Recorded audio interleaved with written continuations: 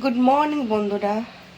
এখন বাজে 7:30 আর আমি এখনও বিছনার থেকে উঠিনি, এখনও মানে শুয়েই আছে বিছনায়। আর এই যে তোমাদের দাদাভাই নেই, তোমাদের দাদাভাই চলে গেছে ডিউটি।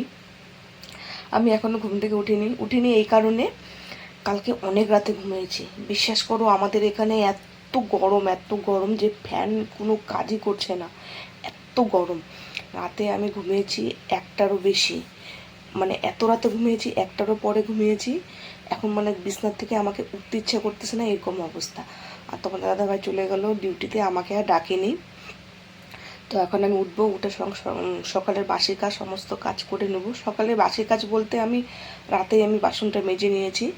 এখন শুধু উঠে আমি একটু বাসি ঘরগুলো ঝাড়টা দিয়ে টিয়ে দাঁত ব্রাশ টাশ করে একটু চা খেয়ে নেবো, ফ্রেশ লাগবে।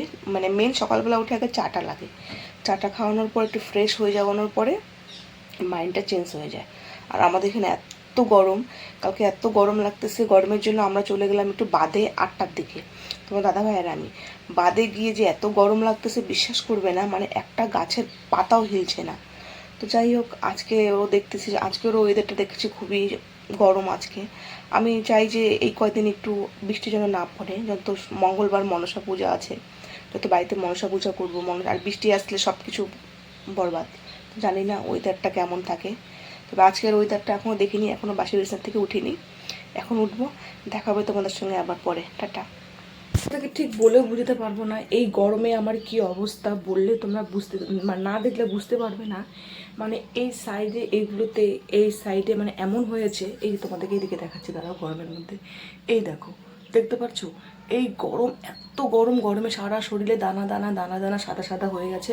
আর এই সাইডগুলোতে তো বেশি, মানে এত চুলকায়, মানে বলার মতো না। এই দেখো, দেখতে পাচ্ছ, এই দেখো, এই যে এত চুলকায়, যে একবার যদি চুলকাবে না তো পুরো চুলকানো শুরু করবে, জানো এরকম অবস্থা হয়েছে। এত মলম নিয়ে আসতেছে, ডাক্তার দেখাচ্ছি, কিছুতেই হচ্ছে না। এই সাইডগুলো, এদিকে এই সাইড, এদিকে তোমার এই যে এই সাইডগুলো, এই যে এই সাইডগুলো, মানে এই অবস্থা হয়ে গেছে না আমার এগুলোর জন্য না। আমার একদম মানে কি বলবো তোমাদেরকে, আর পুরোই অবস্থা খারাপ হয়ে গেছে। এই দেখো, এই দেখো, এটা কি জিনিস, কি মলম দিলে একটু কমবে প্লিজ, একটু আমাকে বলো তো।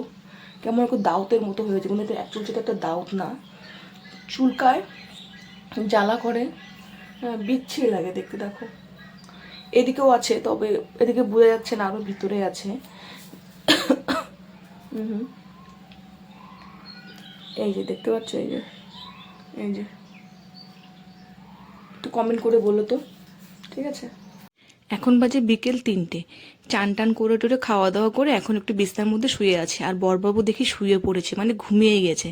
তো আমি যখন ঘুমাই তখন বরবাবু কি করে, আমাকে ঘুম থেকে জাগিয়ে দেয়। তো আমিও একটু দুষ্টামি করে ঘুম থেকে জাগিয়ে দিলাম। ও মা, দেখি যে আমারই লস হলো, ঘুম থেকে জাগিয়ে দিলাম তো কি, আর আমাকেই বিরক্ত করা শুরু করে দিয়েছে। আমাকে এদিকে খুঁচাচ্ছে, ওদিকে খুঁচাচ্ছে, চিমটি কাটতেছে, মানে দেখো কি অবস্থা, দেখেছো। তো বড় বউর সাথে একটু ইয়ার্কি করতেছি। তো এদিকে আমার বর এখন আমাকে কাজ বলবে। আর আমার বরের একটা নিয়ম কি বলতো, ওকে যদি আমি কোনো রকম যদি ঘুম থেকে জাগনা করে দিই না, তাহলে খুব বাহানা করে ছোট বাচ্চাদের মতন। এই যে এখন আমাকে বলবে একটু মাথায় হাত বুলিয়ে দাও, একটু চুলগুলা টানো, একটু মাথাটা চুলকিয়ে দাও, এরকম। কার কার বর এমন করে?